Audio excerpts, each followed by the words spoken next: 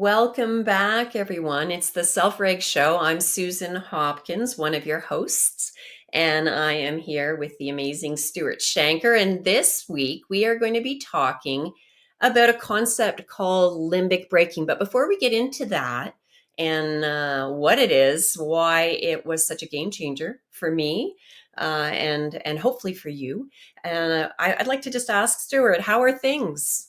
What's new in your zoo? Absolutely nothing, which is the best news of all.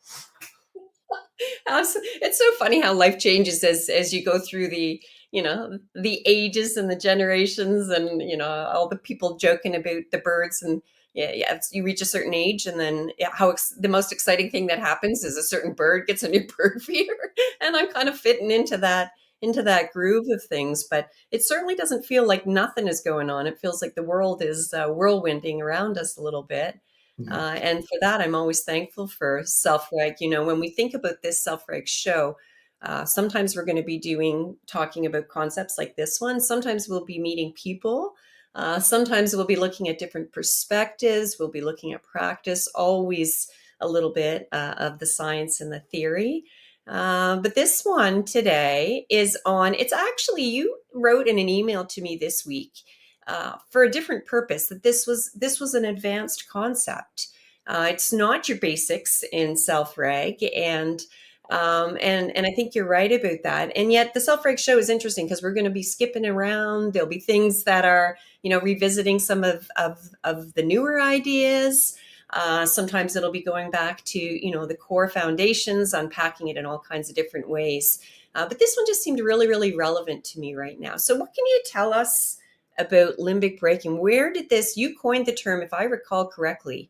The first time I ever heard you say it was about 5 years ago. I know you wrote a blog on it. We'll find it. I remember being in a room at UBC in Vancouver, and we're doing a workshop on it. And the penny hit for me. I heard the term, and I remember thinking it was spelled breaking, like Breaking. Many people make that mistake. So I was thinking, okay, limbic, it's like a brain break. And it's not at all. It's breaking, Braking, and that's actually a pretty significant, important thing to keep in mind as we go. So, what would you like to tell us about where this came from, how you came up with this idea, and any kind of a story behind the background of it, Stuart? Um, I've been thinking about this for an awful long time, but there was one episode in particular that sort of led to the theory, and that was in the Mary study. One of the things that we had to do was we had to test every single child on IQ. And right near the beginning of the testing, so we had a psychometrist come in, and a very nice person, and we had a special room set up. And we decided to start off with one of our brightest, maybe our very brightest kid. And he was a smart little guy, 3 years old.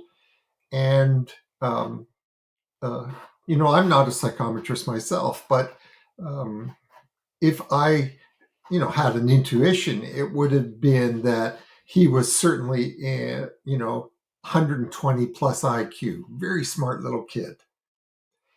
And we were crowded in the observation room watching all this going on, and he stopped, and nothing she could do could get him to continue.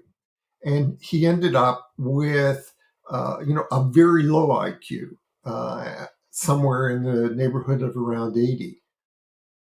And this puzzled me. I knew that there was something going on, and I wanted to understand why my expectations were so out of whack with what we were seeing.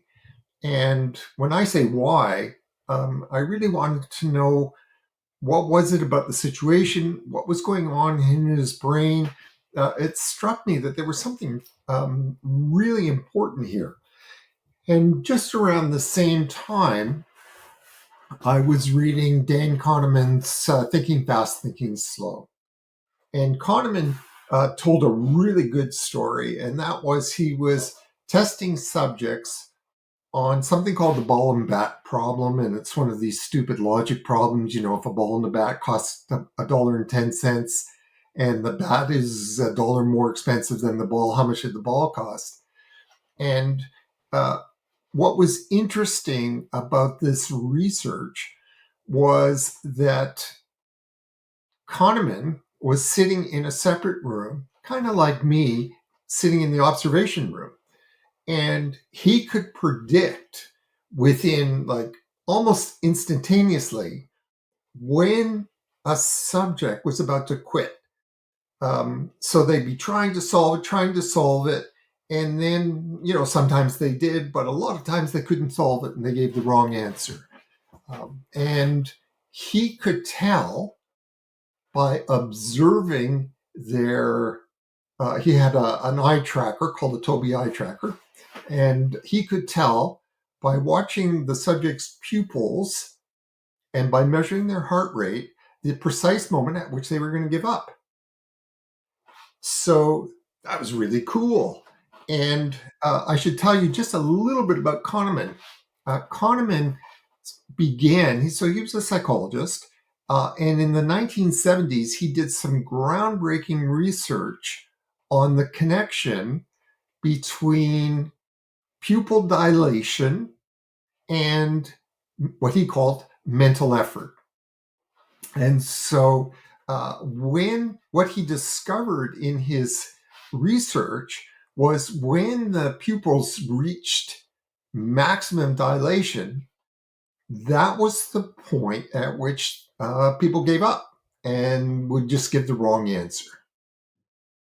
Okay, there was clearly some sort of indication that the pupils were what they were correlating with was energy depletion.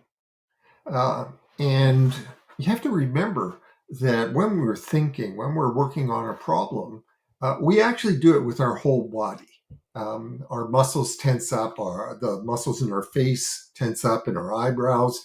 And we've known for a long time that thinking is very expensive, meaning that we use a lot of energy when we're trying to solve a problem. Um, because you know, this wonderful expression that Steve Porges came up with, thinking is a whole body phenomenon. We think with our body, and in fact, I won't talk about it now, but there's some real interesting theory here about how problem solving evolved from hunting. This is Steve's great theory, and this was something that Steve himself was working at the start of his career. How uh, there are these very interesting shifts that go on in the brain and the body when we're hunting. We go into what's called an ergotropic state, and you know, we're burning an awful lot of energy, and we adapted that hunting system for problem solving. So we're using essentially what was originally a hunting behavior, a hunting adaptation. We're now using it for solving problems with our whole body. And this was clearly what was going on in Dan Kahneman's research. And what he discovered, and this was the key, this is the key to limbic braking. He discovered that there's what he called an inverted V curve, meaning we go up and then we hit some sort of a peak and then that's it. And we stop trying to solve the problem. So that the apex of the V, of the inverted V, that's the point at which the limbic brakes kick in. Um, and the idea is that some system within our brain is monitoring something, monitoring. My own thing on this has actually advanced a little since I first introduced this idea, and I'll explain that in 2 secs. But the idea and reframed was that that the hypothalamus, I thought, is essentially stopping us from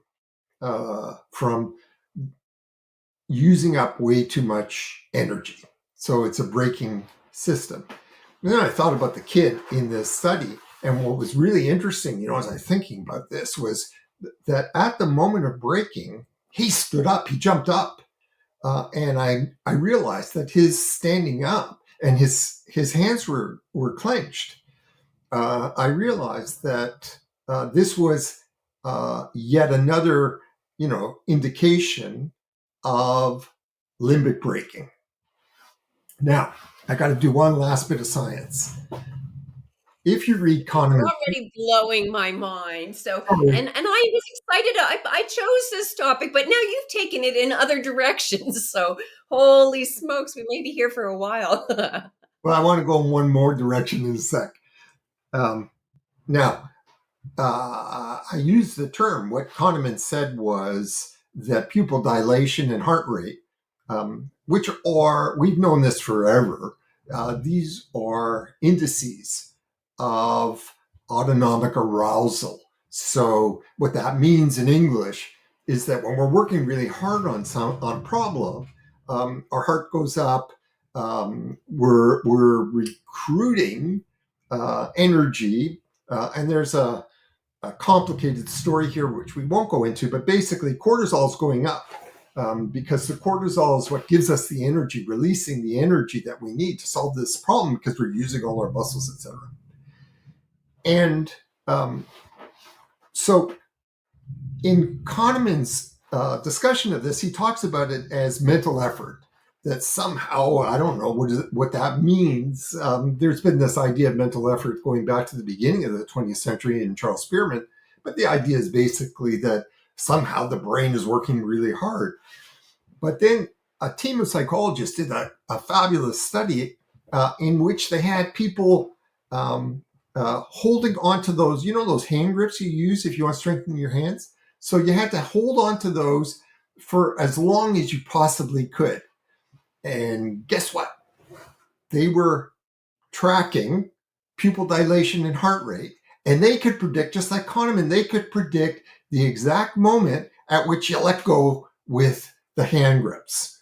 And so what that told us was that this was really about effort, not mental effort, but simply effort. Meaning, we're using up a lot of our glucose on this task.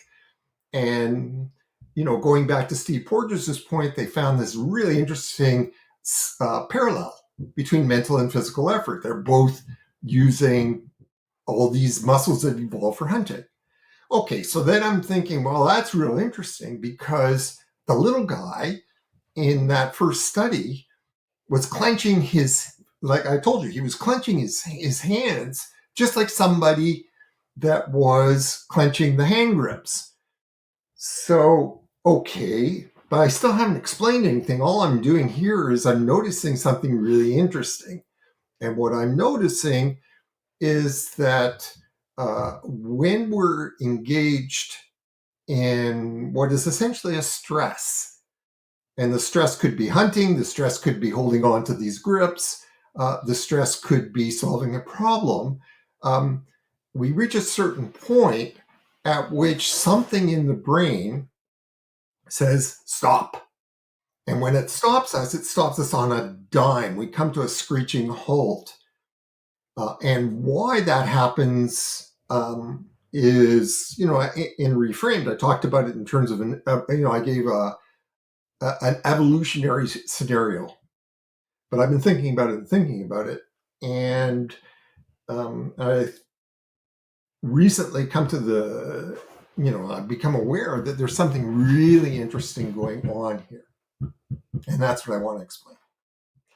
So, okay, so what's going on in limbic braking?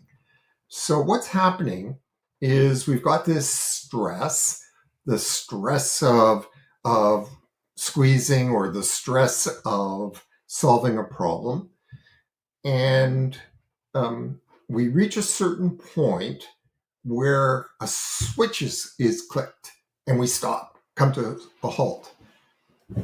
And what I wanted to know, what I do want to know is why.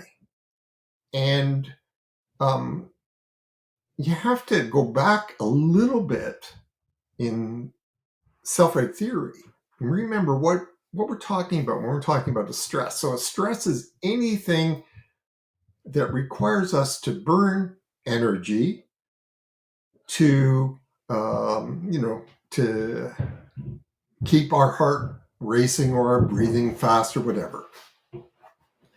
So what that means is that there's this thing going on inside the limbic system. In fact, inside, as I thought originally, inside the hypothalamus. So what's happening in a nucleus inside the hypothalamus, a little tiny part of the hypothalamus. You remember the hypothalamus is at the bottom of the limbic system. It's actually in the diencephalon. And what happens is it releases a neurochemical, which starts a chain that ends up in cortisol. And cortisol is produced in the adrenal gland.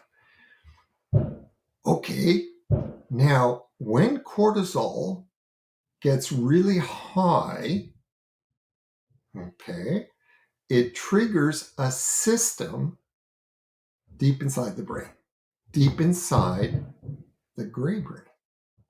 The cortisol gets so high that the gray brain says, this isn't just a challenge, this is a threat.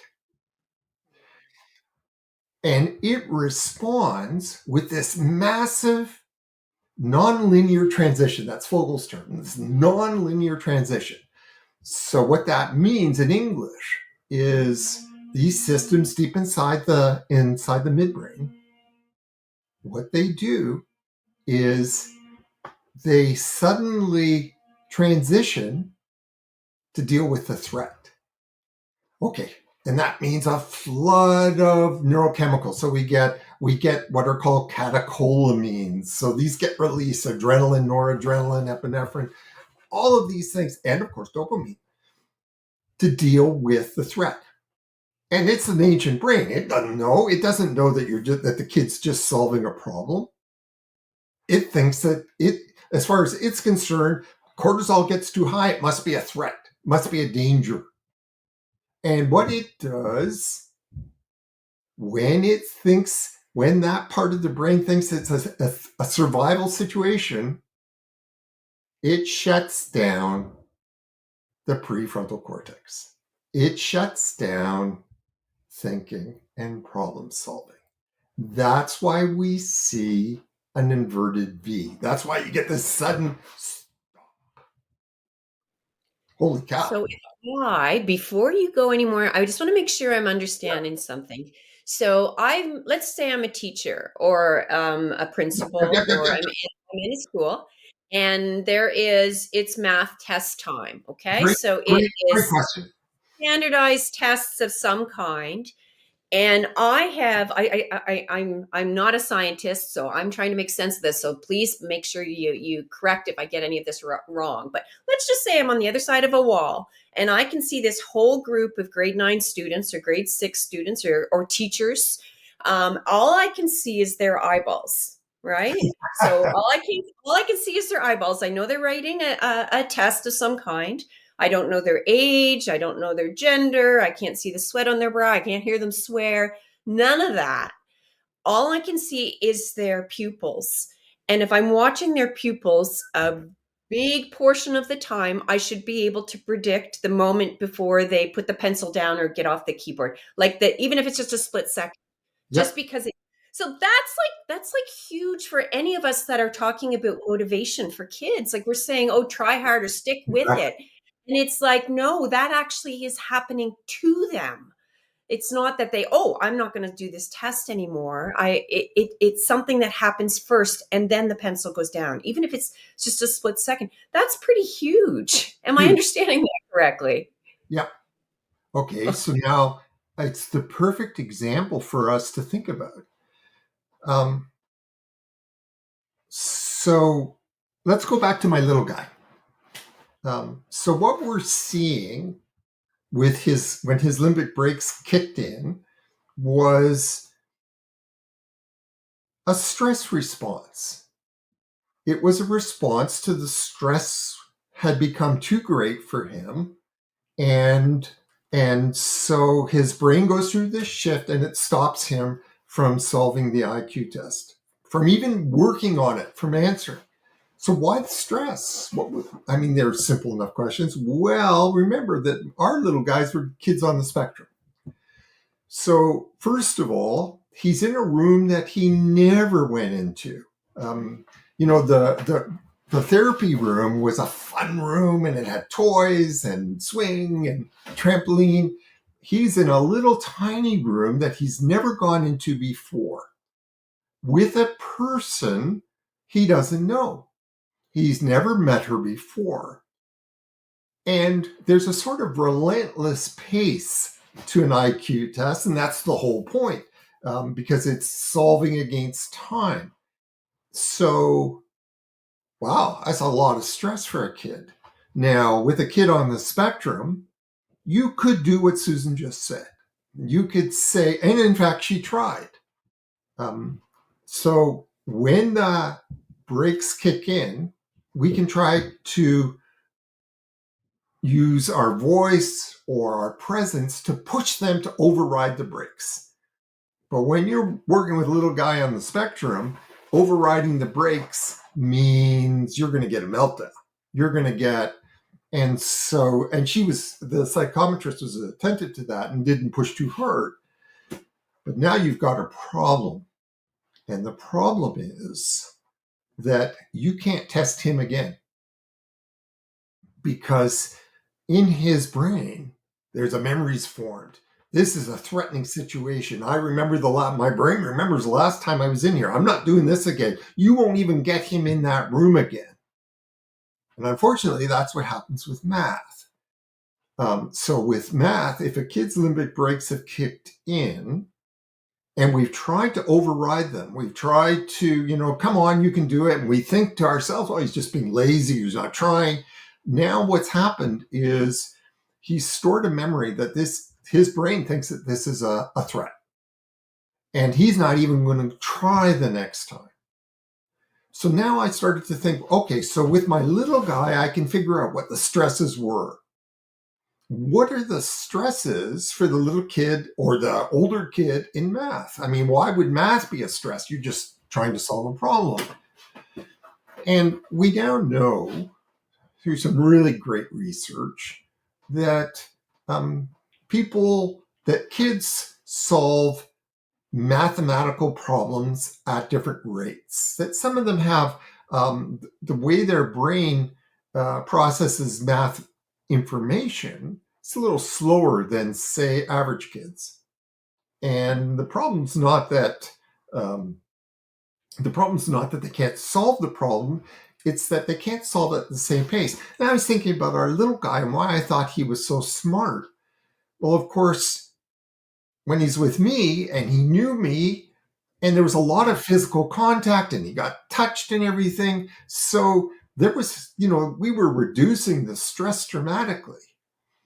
So if I take that math phobic kid, and there's an awful lot of them now, maybe 40%, and I figure out how to reduce the stress.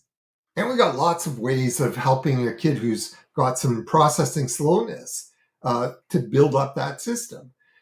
Now, all of a sudden, what we find is it was never something to do with laziness. It was that his brain was responding to, there was just too much cortisol. And if I can get that cortisol system back into balance, and that's something we talk about a lot, this balance again in the hypothalamus, this balance in this little part of the hypothalamus, one part is producing. Let me just explain this because it's so cool. So I got a little nucleus in the hypothalamus. It's called the periventricular nucleus, and it's producing the first neurochemical that ultimately results in cortisol, something called corticotropin releasing factor. But also, in the same system, the same nucleus, this tiny little group of neurons, there's another function, and that produces oxytocin. And oxytocin balances the CRF. And what's happening in limbic braking is there's no oxytocin. The stress is going up and up, and there's nothing to manage it. Yeah. There's nothing to. Yeah. If I can balance that, if I can figure out how can I produce this oxytocin, what produces oxytocin? Well, we do. That was the whole point of me being with the little guy, and we play and smile and I touch him. Um, that that releases the oxytocin. But in that situation that Susan just described, you're in a classroom and everybody else, and you're a little slower and your cortisol is going up way high, and your limbic brakes kick in because your stress was too great. And there's nothing mitigating, there's nothing triggering the oxytocin. So that's why it kicks in. That's why the limbic brakes kick in. And then I It's me. realized, I think, yeah, go ahead. It's where I just keep thinking of why self-reg is so hopeful and so practical too, Yeah, so that's right. I have heard the term limbic braking before, and people have used it to say, like, the blue brain, the prefrontal cortex, deciding to suppress or whatever, these urges until what until you can't, and this isn't just kids. I know for me, I do those puzzles. I like those, like Quordle and Octordle. I don't do them every day, but I do them, and I actually love. I feel the energy burn of the problem solving, but they're kind of fun. And I do them just in moments here and there. But there's one with numbers, Stuart. And, and That's I have math courses. And I do it, but it is like every ounce of and you've got to kind of figure out, you have to add the plus or the divided sign and take the numbers. And it's this, those out there will know what it is. I can't remember the name of it, but I give up. My limbic brakes kick in sometimes, or so I cool. push through until I'm exhausted. And what's really interesting That's is, really I cool. tell them, but it's not fun. It's not fun, right? And and when we flip on the other side, like, I have someone in my life, this is just a family friend of my daughter's, who has dyslexia and has Great. sort of gotten through the system. And there's all kinds of other sort of things going on. But I mean, when he talks about his dyslexia, he like, it's especially the big words and things all jumping around, but he doesn't have it with numbers. So when he's in math, this doesn't happen to him. But guess where it does happen? Anything with a whole bunch of text, right? So it's really, really fascinating. And then we begin to think about, that's why self-reg is so important, because, like, I love the oxytocin, but it's also, what stressors can I dial down? Where, what are the things, how can, I even have to catch myself still today, and as much self-reg as I know, not slipping into that self-control parenting or whatever, shoulda, coulda, woulda, and these sorts of things. And it's like, no, there's more going on here. We have that compassion and think about, okay, what can I dial down so that those limbic, like, it's not trying to never write a math test. It's saying, okay, this kid is super capable. I can do that. What are the things I can do to make me able to work more on the problem, without it slipping into that self control? Like, there's so many apps and movements right now about trying to force focus. I try them. They don't help me. I just feel anxiety around them. So I find self-reg really, really is a path forward. So back to you. Where were you going to take us next? Well, you actually just put your finger on the 2 points that I think are the most important. Okay, so uh, let's go back to my little guy. And um, we actually arranged for another psychologist to come in, a psychometrist who was trained in working with kids on the spectrum. Um, and her approach was radically different. So, first of all, she said, we're going to do the test in the room that he's comfortable in, the room that he always goes into. No And brainer. and we're both going to sit on the floor. because that's what he's used to. And he's used to his therapist being on the floor. And we're going to make it fun. And we're not going to do it against the clock, because what we're trying to find out is, what is, where are his cognitive strengths, and where are the cognitive areas where we can look to strengthen a little. So we're going to use the IQ test as a sort of, instead of thinking of it like we always have as limits. People can think of limbic brakes as, well, they kick in because that's the limit of this kid's intelligence. They are the indication of when there's been too much stress. And we can use them as what we call in psych heuristics. And they give us these ideas, these clues of where we can work to build up systems, to build up. Now, there's a second part of what Susan said that is really, I think, the key. So, in Self-Reg, you've got these 5 steps. And the third step is called reducing the stress. It's our reducing.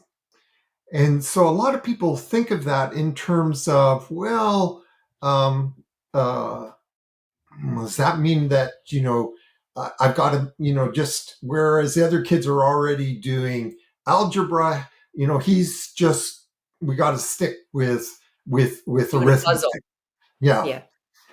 And or they think, well, if I'm going to dial down the stress, that just means maybe what I need to do is turn down the lights, or find out what are the reasons why, and these can be very effective, by the way.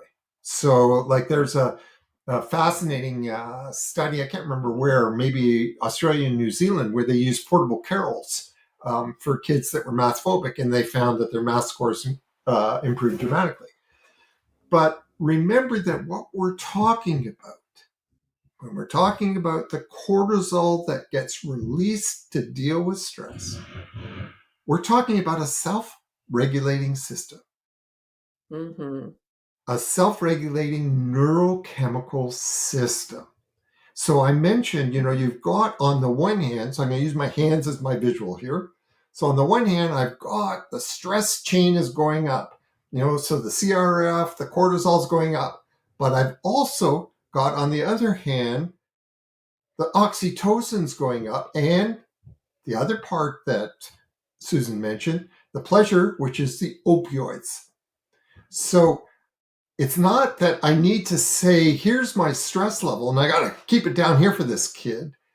But what I've got to do when I'm reducing, what I'm reducing is that disparity. What I'm reducing is that lack of balance.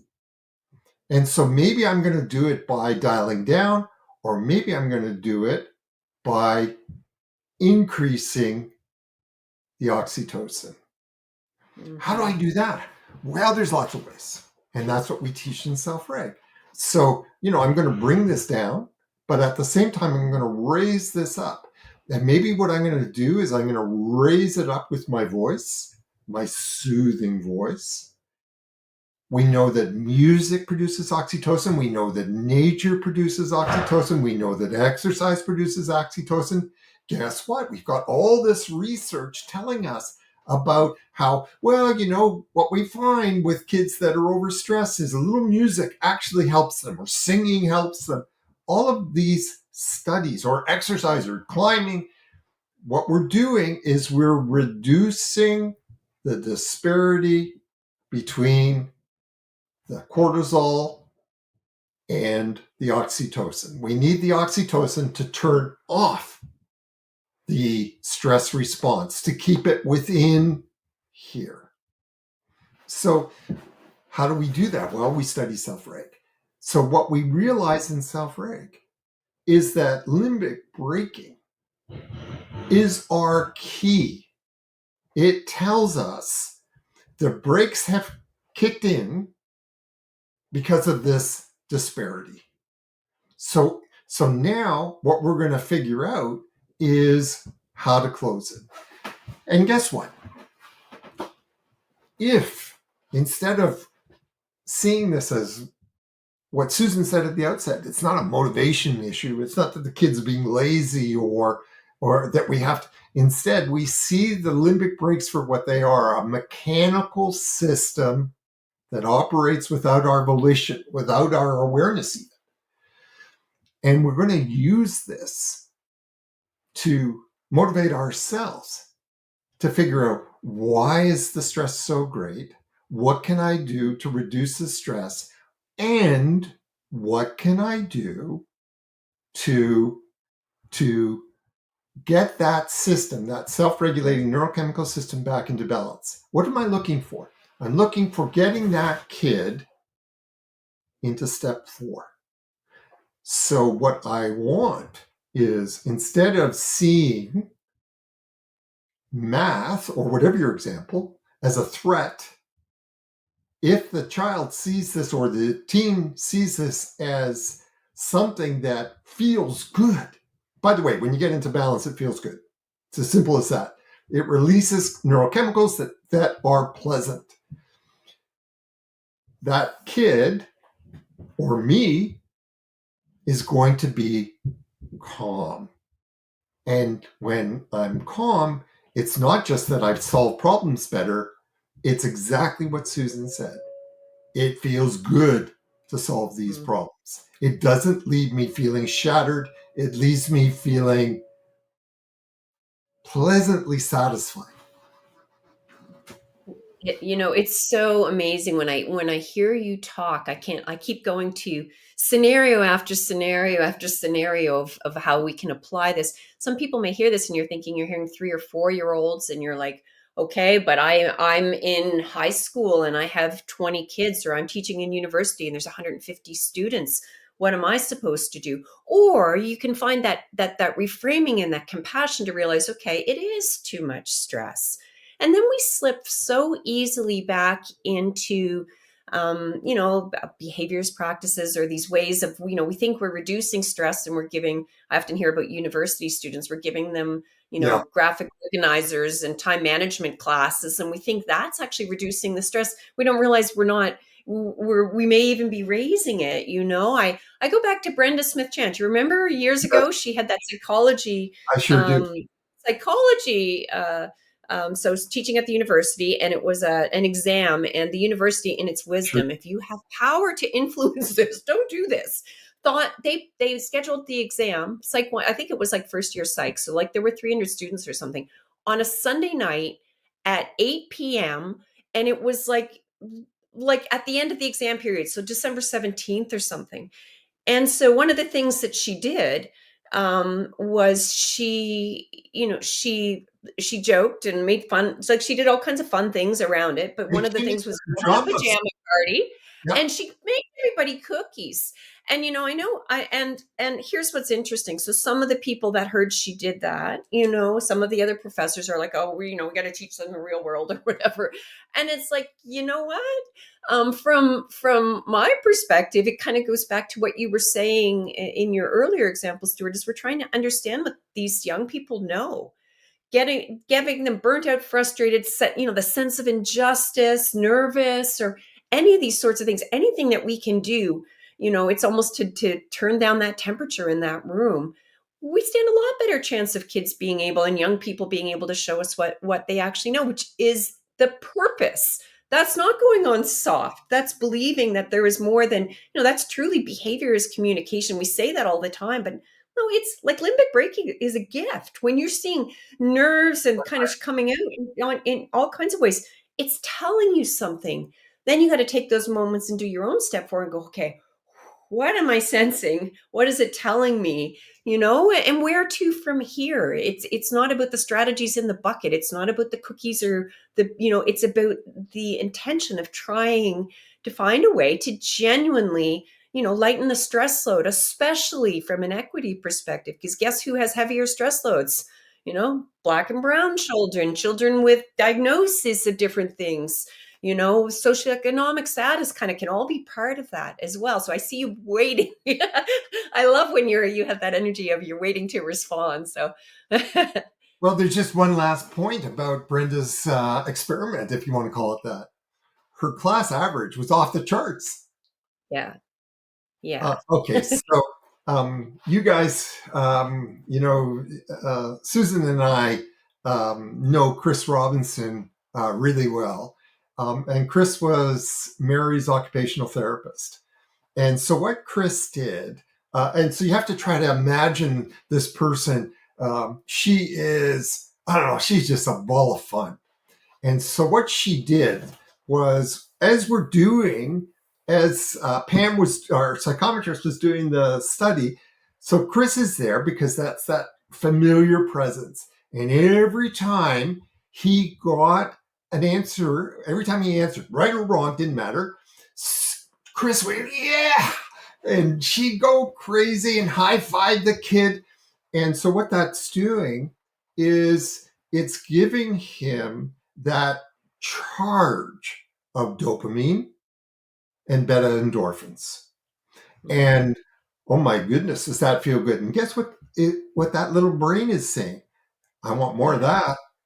And guess what Brenda's university students were saying? Oh, I want another test. I want another challenge. And so I love what Susan just said, because what we're doing is we're not making things easy for them.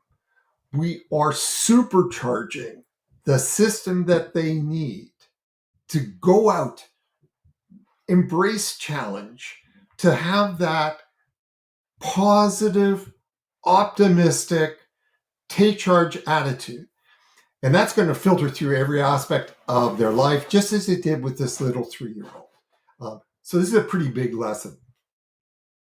And it's independence. This idea that we're bubble wrapping even when we do warm loving things. I used to get my kid ready for the standardized tests, not by practicing anything, by having a good sleep, getting a good breakfast. Those were days I walked her to the school bus, and it's just really really I interesting to remember you catch telling me about yourself. that. Yeah, I see a lot of people that are not and agree with this. And then we slip back into this story that everything is a choice, or that we need to practice grit, or that resilience, which is the self-reg view of resilience, is a game changer. But but thinking that it's just stick with itness, or and mindset, even growth mindset. I think it can do it can I definitely like the idea of not being fixed, like this story of what's possible. But when we go back to everything's about trying harder, well, what happens if you're me doing that math game and you just shut down, or you're these university students, or you're this little 3-year-old and your brain has said threat, right? And then you have all of the people around you who are your educators, or That's you right. or and the message is that there was something you did that you should have done differently, and you didn't choose it. This kid with the dyslexia that I told you about is trying to do online learning and trying to catch up on courses he's behind, and struggling, and what happens when that message is that you didn't try hard enough? Does that mean that there's an easy solution to it? I'm trying to support him in a way, but I first have to recognize, okay, he really wants to do well. There is something more going on here. And I mean, that's where we need to get back and check on our own self-reg, our own stress response, our own sense of frustration when, we set everything up perfectly and it didn't happen. Our own, the soft eyes that we talk about ourselves as the strategy. It's not the strategy in the bucket. And I don't know. I just think self-reg is just so hopeful because it gives you some practical things to work on, and we're genuinely trying to take in information all the time and see what more it is that we can understand, so that we can help and be part of the solution, not another stressor in somebody's already over heavy backpack. My favorite thing about this podcast, and really any chance I get to dialogue with Stuart on self-reg, is you never know where you're going to land. And I always end every session and every opportunity to kind of dive deeper into a topic like we did today around limbic braking, with more questions, more wonderings, more connections, more links. Like today, I just couldn't stop thinking of the link that Stuart opened up about Porges' work and Kahneman's work, and sort of connecting the whole body, and connecting it, prior, when there used to be hunting practices, that they were actually linked to future problem solving, and that sort of that whole intense body focus and in the moment kind of experience. So that has me wondering. You heard me mention today that some of these practices where we we're trying to do things to focus attention. I've got the apps. I try all kinds of different things, and I'm not sure they do what they're supposed to do. I totally believe they do for some people. For me, I'm off to the next thing, and yet I can go like zoom right in with that kind of intensity that we were talking about today. So I can't wait to see where Stuart is going to take us next, and what more there is to unpack on the Self-Reg Show. So thanks for joining us. Please like and follow us. Please share this podcast with others. We'd love to hear your feedback, your comments, your questions. And as always, thank you for being part of the Self-Reg community. Stuart, final word is yours. Okay, this has just been a great conversation, Susan, and I can't wait to see where you take us next. Bye bye, everybody.